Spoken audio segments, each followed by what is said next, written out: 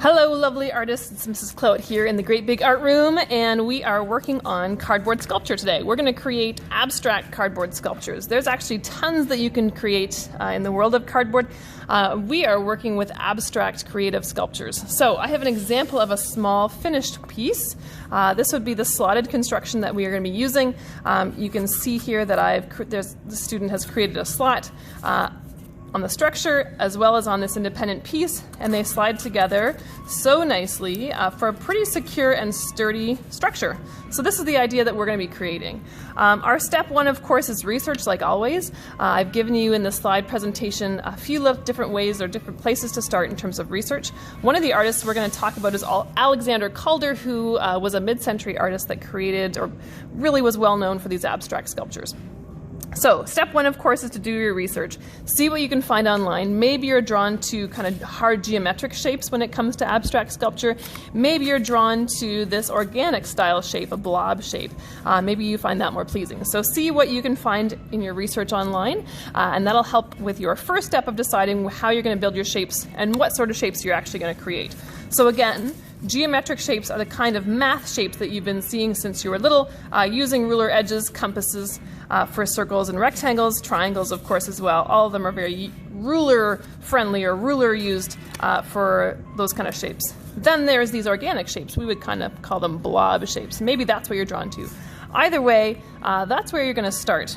Before you jump into creating your shapes though, gather your materials. So I have just traditional corrugated cardboard here. At home, of course, you may have access to cardboard from your recycling bin, but you may also be digging through for food packaging, which is also really awesome. So just like cereal boxes and cracker boxes, those are made of lovely cardboard that work perfectly well for our slotted sculptures. So either way, gather some cardboard, and then you're going to gather either a scissor that you may have from home, or if you have access to a box cutter or an X-Acto knife, that's awesome too. If you are using an X-Acto knife, then just make sure that you have something underneath, like a wood board or a cutting mat, just to make sure you're protecting your table surface or the area that you're working in. Okay, so you can see here I've decided my first one's going to be an organic shape. I've cut it out of my main cardboard piece, and then I have to create the slot. So depending on where I want or how I want to attach it, I'm going to be creating a slot with my scissor.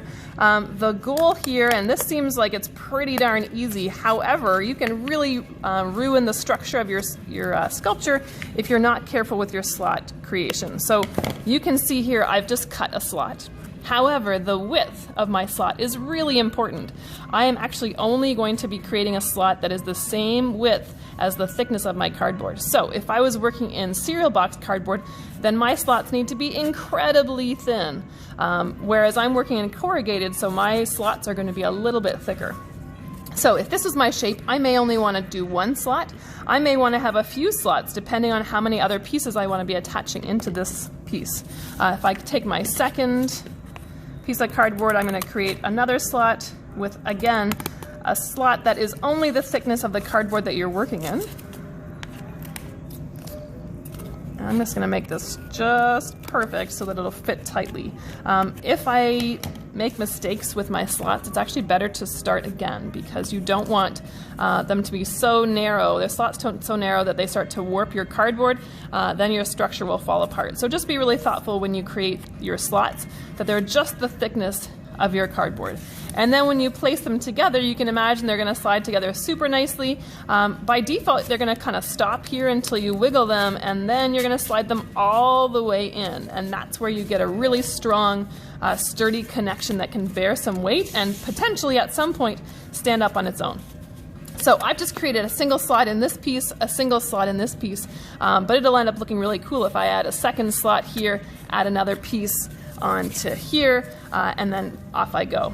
So this is kind of our starting point. I gather my materials. I'm going to create a whole bunch of pieces, and then once I have all my pieces collected and I've got some slots, I can slowly start to piece the whole thing together. Okay, here I am. I've just kind of jumped ahead. I've got a nice collection of different shapes here, most of which are organic shapes. Then I also have these two pieces on the bottom that are going to be my base. Depending on how you want your sculpture to look, or how much space you want to take up kind of on the floor or on the table is going to decide, or is going to determine the size of your base. So this one is a fairly straightforward idea where I have, it's like I'm almost creating 2 feet for the bottom of this sculpture. So I'm going to place them in here ever so carefully.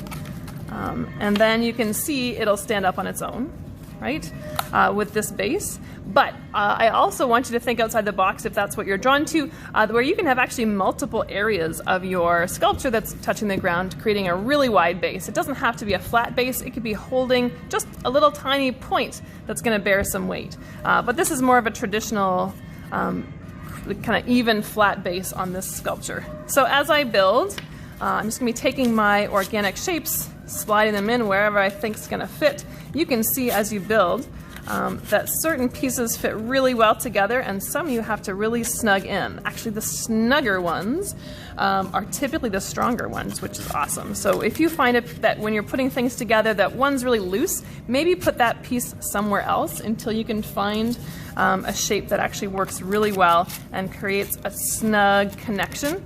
Then you'll have some better structure to your piece. I'm going to wiggle a little bit more. I know that this is snug, but that's a good thing. There we go. Awesome. So there's the construction. Then I can sit it up and it'll stand up on its own, which is great. And there's my slotted abstract sculpture. This one you can see, this is a student's piece. This is the main body, and they've just slotted ones in on the side. But you can get as crazy and creative as you want, where you have lots of air between it or lots of really large shapes. You can create a piece that stands on the floor and is as tall as you, or one that's as small as this that fits in your hand. Totally up to you. This is the sky's the limit when it comes to your creativity. And I cannot wait to see what you create. See ya.